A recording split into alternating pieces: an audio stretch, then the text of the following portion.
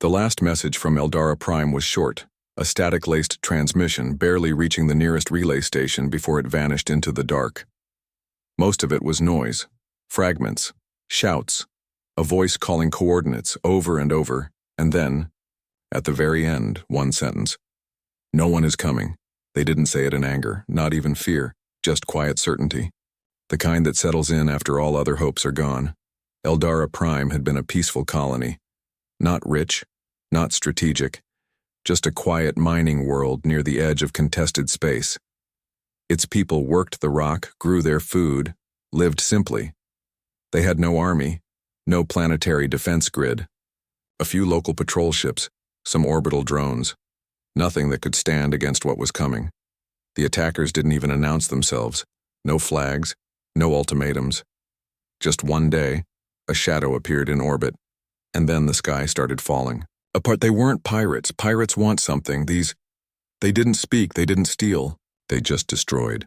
Cold, efficient, measured. The Colony Council triggered emergency protocols, evacuation codes, requests for aid. They sent the first signal within minutes, then another, then a third, all the proper channels. Council space, independent, systems. Even the old long-range frequencies reserved for universal disaster protocols. But nothing came back. No voice, no fleet. Just confirmation that the message had been received. And then silence. The Council, sitting comfortably in its shining halls, had already debated Eldara's situation in private. Too far, too risky, not worth a full deployment. They'd send a statement later. Perhaps a posthumous medal for the governor, but not help. No one else did either. Other systems saw the danger and turned inward. They checked their own defenses, locked down travel lanes, told their people that it wasn't their concern, that someone else would respond, someone always would, right? And so the days passed. The colony's outer domes were breached. Communications failed one by one. The last families went underground, hiding in utility tunnels and mining shafts, listening to the echoes of destruction above. Still, they waited. Still, they hoped. A single transmission escaped the chaos, routed through a backup transmitter mounted on a broken comms tower, patched through an aging satellite in deteriorating orbit.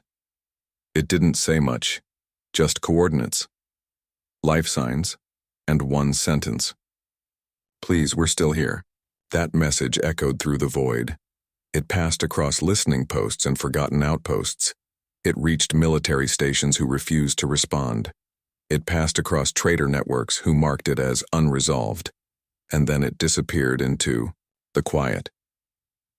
Back on Eldara Prime, the people waited, not because they believed anyone would come, but because they didn't know what else to do.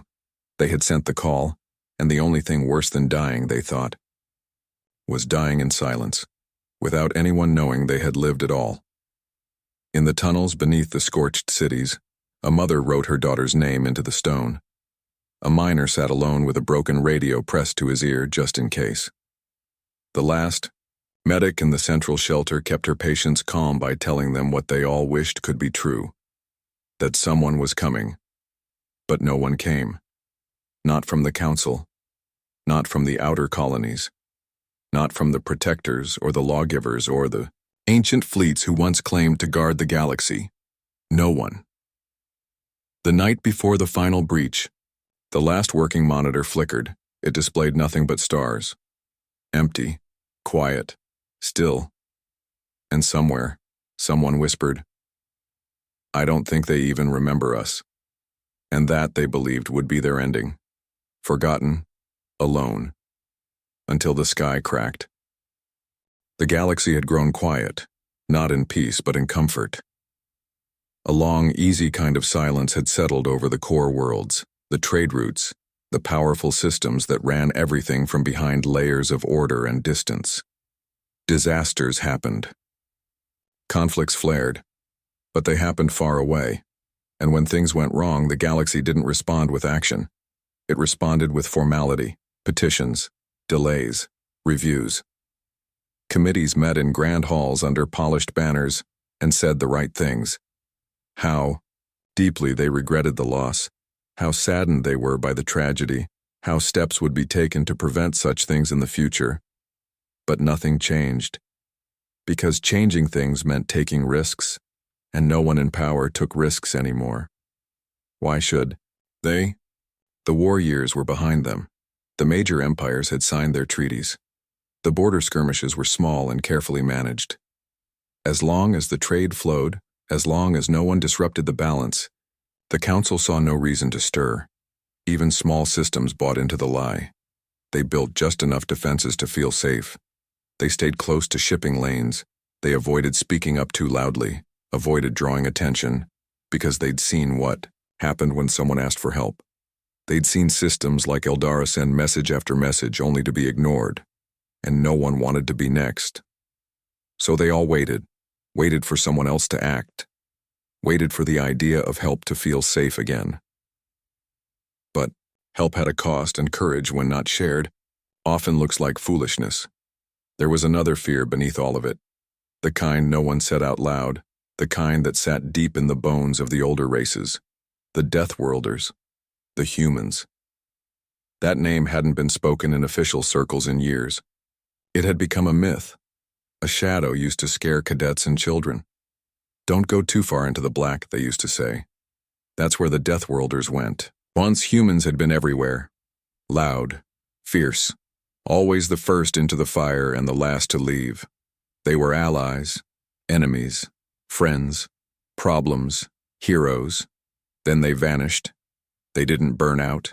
They didn't collapse. They withdrew.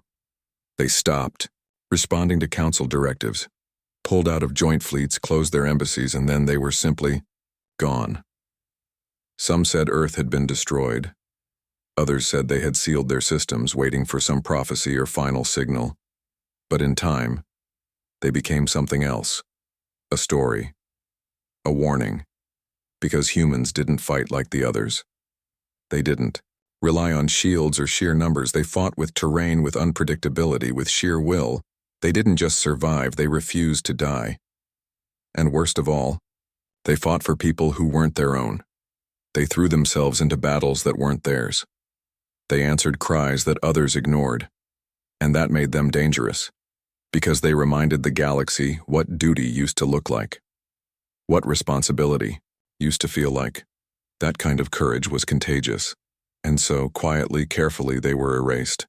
From training programs, from diplomatic records, from history books. It was easier that way. Let the galaxy forget them. Let silence take their place. Let those old lessons vanish in time, and for a while, it worked. The new generation barely remembered the name. They spoke of peace, of neutrality, of calculated response, and they stopped answering distress calls, stopped responding to cries from places like Eldara Prime. They told themselves it wasn't their fight, that it was too far, too messy, too uncertain, that someone else, some fleet, some protectorate would step in. But no one did, because the ones who used to answer weren't there anymore. The Deathworlders were gone. Everyone believed it. Everyone accepted it. Until the silence was broken. And suddenly all those quiet assurances, all that comfortable forgetting, was replaced by one terrible, unavoidable truth. They were back. The word still meant something, even if most had forgotten why. Deathworlders. It was never an official classification, not at first. It began as a whisper, among scout crews, on deep space stations, in the barracks of planetary defense forces. The kind of term people said low with a look over their shoulder, a word used to describe something rare, something unnatural, not just dangerous, but impossible to stop. Most sapient species evolved on stable, moderate worlds, environments that encouraged balance, safety, cooperation. But humans came from Earth, a planet of extremes, frozen poles and burning deserts, mountains that cracked continents, storms that could level cities, animals with venom, claws, teeth, predators that never stopped learning how to kill. Even the soil could poison you if you weren't careful. And still, humans thrived. They didn't just survive in chaos. They adapted to it. They didn't just endure pain. They learned from it. To most of the galaxy, humans seemed impossible. They should have burned themselves out. But instead they spread. Fast. Fearlessly. And they brought their world with them. Not in soil or trees, but in mindset. They treated every planet like a challenge. Every danger like a puzzle, and every ally like someone worth dying for. That was what made them Deathworlders. It wasn't their weapons. It wasn't their ships. It was their will. The refusal to stay down. The instinct to fight for more than just survival. The madness of running toward danger when others turned away. In their early days, it terrified the Council. No one understood them. 1 minute, they were chaotic, loud, reckless. The next, they were unshakable, strategic, precise. When Earth joined the galactic community, they were treated like newcomers, primitive, naive. But within decades, they were shaping strategy, commanding fleets, turning wars that no one else could win. Because humans didn't stop when the battle turned. They started there, and they always asked the same question when a new world cried out. Why hasn't anyone helped them? That question made the Council uncomfortable. It made entire empires nervous, because humans didn't care about territory. They didn't care about economic balance. They cared about need, and that made them unpredictable, and that made them dangerous, and so over time pressure built. Their alliances weakened. Their support systems eroded. They were labeled unstable, too passionate, too reactive, too much. Then came the betrayals. A trade embargo disguised as a political correction, a defense treaty suspended for review, a blockade placed for regional safety. The final straw was a war humans were told not to join, a colony called for help. The Council voted against intervention, but the humans came anyway. They lost ships, they lost lives, and they won. But the damage was done. The message was clear. Humanity wasn't wanted anymore, so they left. No grand statement, no war, just silence. One by one, their worlds went dark. Communications ended, borders closed, fleets vanished, Earth withdrew from the stars, and the galaxy moved on, grateful, nervous, a little ashamed. In time, they buried the name. No more Deathworlders. Just stories, just warnings, and then just silence. But now, someone had broken that silence. And for the first time in 100 years, that word returned. Deathworlders. Not as a rumor, not as a warning, but as a fact. And Eldara Prime would be the first to learn what it really meant. The distress call from Eldara Prime wasn't meant to go where it did. It wasn't even supposed to make it that far. The last transmission, sent through a failing backup array, had no clear route. Most of the major relays were either offline or rerouted for Council use. The backup signal bounced, weak and distorted, across forgotten networks and half-dead satellites. One of them was a derelict relay, floating in the shadow of a cold moon on the edge of uncharted space. A piece of equipment no one had maintained in decades. It was flagged in records as inactive. A relic. And yet, it caught the signal. It processed it. It tried to forward it to the standard regional beacon. Failed. Then it followed an old, obsolete, protocol.a reroute chain designed during the war years. A fallback line of communication meant to carry unacknowledged distress calls into dead zones, the places no one ever searched anymore. There was no logic to it. Just lines of code, ancient and half-forgotten. But it worked.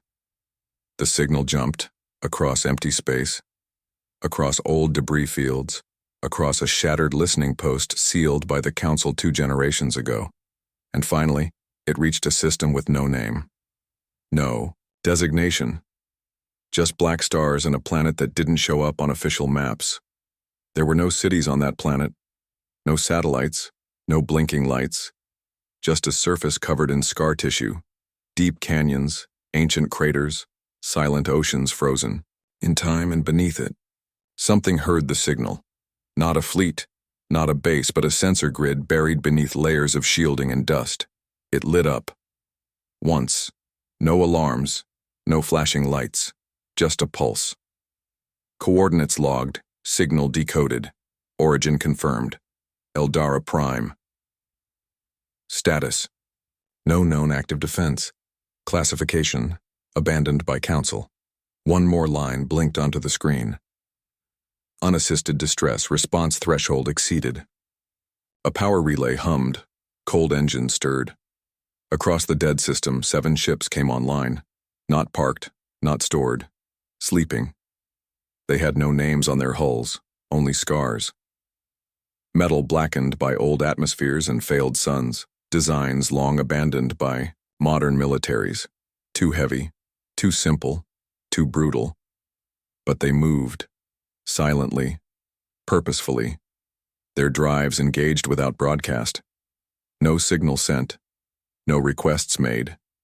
Because whoever had placed them there had not left instructions to ask for permission. They had written only one command: if no one comes, we do. The ships turned toward Eldara Prime. They didn't join any lanes. They didn't ping any stations. They folded space the old way, rough and fast. Every passage left burn scars and folded reality. Old jump engines that weren't built for comfort or subtlety. But they were fast. And they were already on the way. Back in the system they'd left behind, the buried sensor grid shut down again. Its job was done.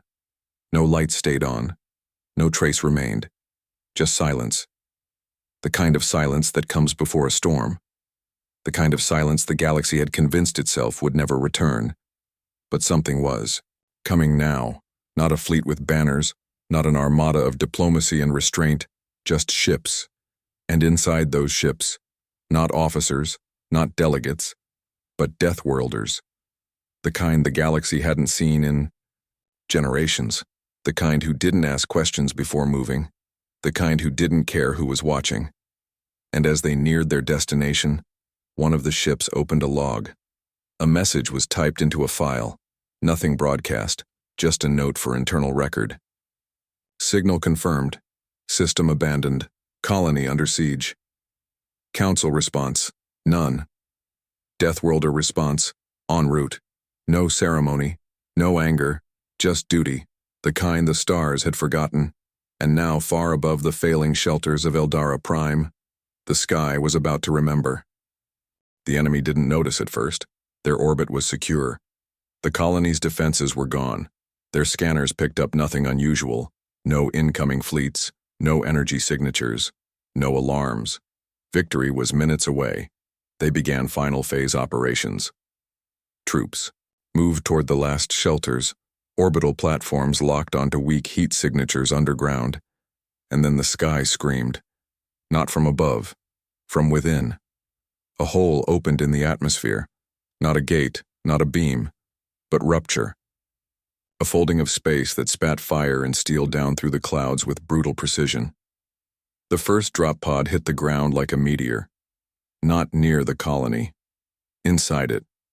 A straight punch through layers of dirt, debris, and structure.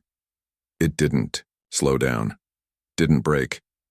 It crashed into a courtyard just outside the central shelter, sending up a column of dust and flame. The second followed. Then the third. 6 pods total. No markings. No escort. Just mass and speed. The enemy scrambled. Scanners, lit up with motion. Static flooded their targeting arrays. One commander barked orders to engage, but it was already too late. The first pod opened. And the thing that stepped out was not what they were prepared for. No polished armor. No glowing shield tech. Just a figure in thick plating, scarred and scuffed. Moving with the calm of someone who had done this before, and survived worse. Human, but not like the ones from the stories. Taller. Heavier. Built for gravity most species couldn't tolerate. A Deathworlder, and not alone. More emerged. 6 in total. Not a battalion, not a unit. Just 6. That was enough. They didn't speak. They didn't announce themselves. They moved. One by one, they advanced through the ruins. No formation, no visible orders, just a practiced rhythm, covering angles, watching corners, cutting through resistance without hesitation. The enemy fired, pulse rifles, orbital strikes, drones. Nothing stopped them. Each shot that landed slowed them, but didn't break them. Each injury only made them faster, more efficient. They fought like a force of nature. No pause, no fear, no retreat. They weren't polished soldiers.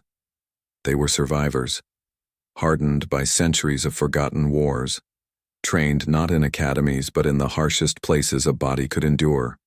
One attacker tried to surrender.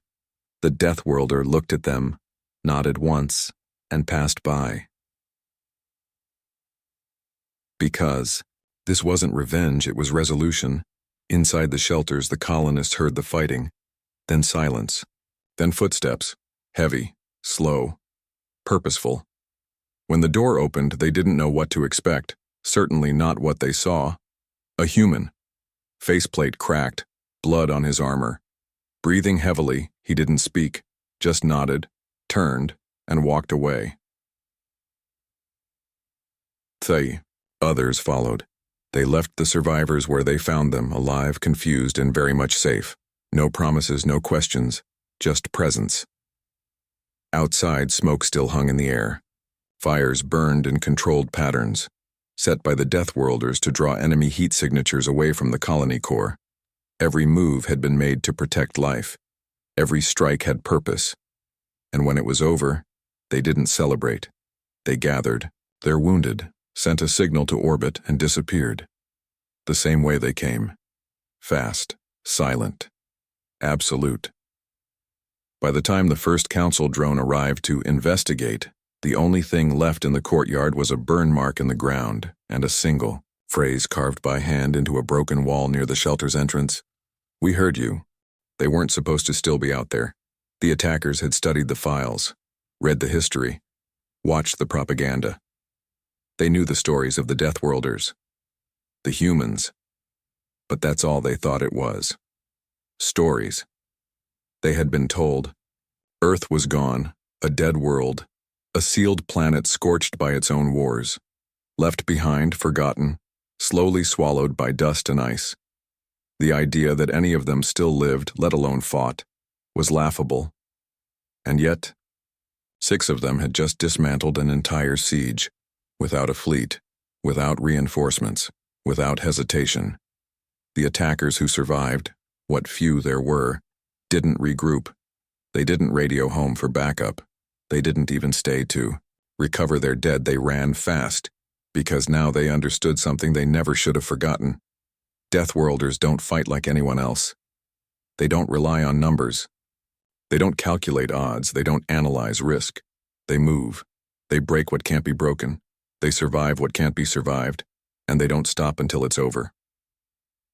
One of the injured soldiers, a veteran of multiple campaigns, was later found in a drifting escape pod weeks after the battle. When interrogated, all he said was, "They weren't trained. They were made that way. The planet made them." His captors asked what planet. He didn't answer. He just repeated one word: Earth. That word hadn't been spoken in years. Not officially, it had been removed from galactic maps, rewritten in documents as an uninhabited system, sealed for environmental instability, declared inactive territory. Now, it was back. Not as a location, as a threat. Because the enemy had learned something the rest of the galaxy had worked hard to forget. Humans weren't dangerous because of their technology, or their size, or their ships. They were dangerous because they shouldn't have made it in the first place. Born on a planet that tried to kill them at every turn, they had evolved not just to live, but to endure. Everything. Pain, isolation, betrayal, and worst of all, silence. They were used to being ignored, used to being underestimated, used to standing alone. That's why they didn't hesitate when the signal came, because they had lived through it once, when no one came for them. and they made a promise to themselves and to each other that if they ever heard that kind of silence again, they'd break it. Across the stars, fragments of the event began to leak. A transmission from Eldara Prime, a partial drone feed, a shaky image of a figure in black armor standing in the firelight, back turned to the camera, walking away as ships fell from the sky.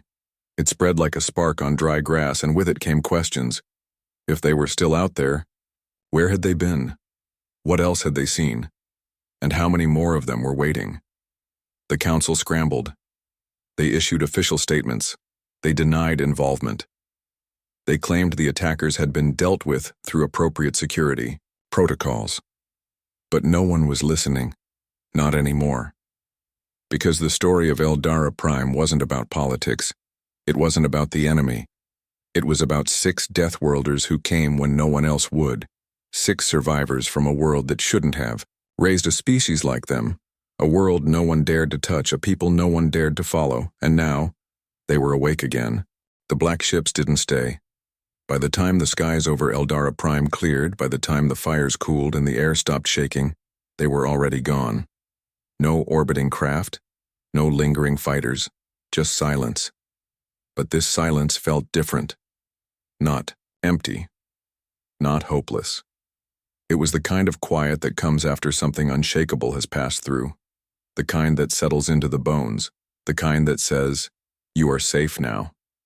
In the days that followed, the colony emerged. What was left of it? Families stepped out from shelters, blinking into the sunlight. Children clutched the hands of parents who had stopped hoping days ago. Farmers who had dug their own graves, expecting to never leave their fields again, stood in disbelief at what they saw. Not devastation, not total ruin, but survival. Because the Deathworlders hadn't just fought. They had shielded. They had rerouted power lines. They had restored basic systems. And where the colony's power grid had collapsed, someone had installed a small generator. Crude, powerful, old, marked only with a faded symbol from Earth's past. A triangle inside a circle. A survivor's mark.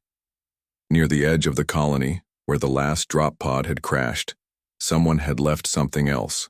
Not technology, not weapons, just a slab of black metal bolted into the ground. No name, no plaque.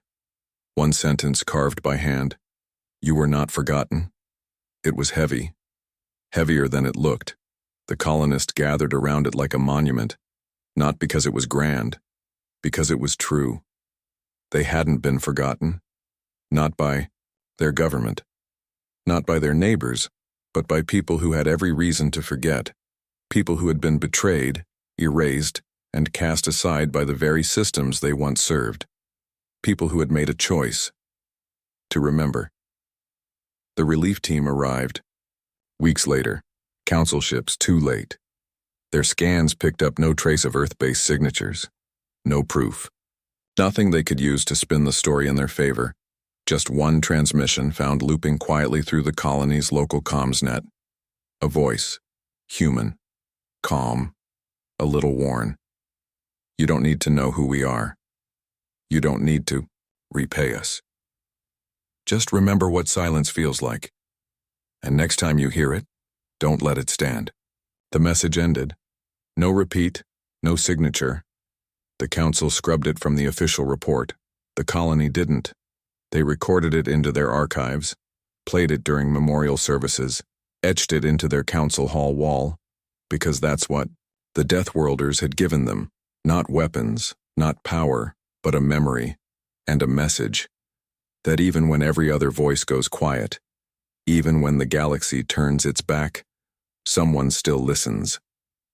The story spread, not from official reports, not from the council. It traveled in whispers, in fragments, in retellings passed across bar tables and cargo decks, from one quiet voice to another. Eldara Prime was alive, not saved by the council, not rescued by its neighbors, but by something older, something no one had seen in 100 years. Deathworlders. The word returned slowly, cautiously, like something long banned. Old veterans remembered it first. Their hands trembled as they spoke it. Not in fear, but in something deeper. Awe, maybe guilt. Traders repeated it next, sharing shaky images of black drop pods and scarred soldiers in armor that looked like it had been through gravity storms and plasma burns, and had kept going. Then the colonies began to listen. Not just the inner worlds, the comfortable places, well protected and well funded, but the forgotten edges. The stations held together by ductwork and stubbornness, the mining towns with one generator and a single emergency beacon, the places that had been told for generations, "You're not important enough to save." They listened because they had felt that silence before, and now they had heard what came after it. "You were not forgotten." Those 4 words traveled further than any ship could. They were painted on walls, carved into doors, whispered in the dark, like a prayer or a promise. Some worlds tried to reach out, sending signals into uncharted space. Most received nothing in return, just silence. But this time, it felt different. This time, the silence didn't feel like being ignored. It felt like being watched, like someone was listening, even if they didn't speak. And in that quiet, people began to hope, because the Deathworlders had not returned for conquest. They had not come back to take power or territory or revenge. They came because they remembered what it felt like when no one came. They came because they still could, and that made them something the galaxy no longer knew how to handle. Not an enemy, not a savior, something else. A force that answered not to governments or councils, but to conviction. It was said that the council met in private to discuss what had happened. They argued, of course. Some wanted to find Earth. Others warned against it. "If they're still out there," one official said, "we need to contain them." But another, older, quieter, simply shook their head. "You don't contain Deathworlders. You survive them, if you're lucky." So they left it alone. No investigation, no official recognition, just a brief sealed report marked, "Unconfirmed activity, contained." But out in the galaxy, the report didn't matter. The people already knew. The Deathworlders were back. Not everywhere, not always, but enough. Enough to make every tyrant pause before crushing the next small world. Enough to make every would-be conqueror look twice at the empty stars, wondering if someone was already watching, because now the myth had weight again. Now the name had meaning. Deathworlder wasn't just a word for humans anymore. It was a warning, a hope, a presence. It meant, you are not alone. Not if you call. Not if you hold on. Not if you survive long enough to be heard, because somewhere, out beyond the mapped systems and folded space lanes, the children of Earth were still moving, still watching, still carrying the memory of silence, and refusing to let it stand. And when the next colony sends out a call that no one wants to hear, when the next world falls under shadow and no one steps forward to help, when the council debates and the systems hesitate, and they will come, not because they were invited, not because they were paid, but because someone must, and they made a promise long ago, carved not into stone or treaties, but into themselves. If no one else answers, we will.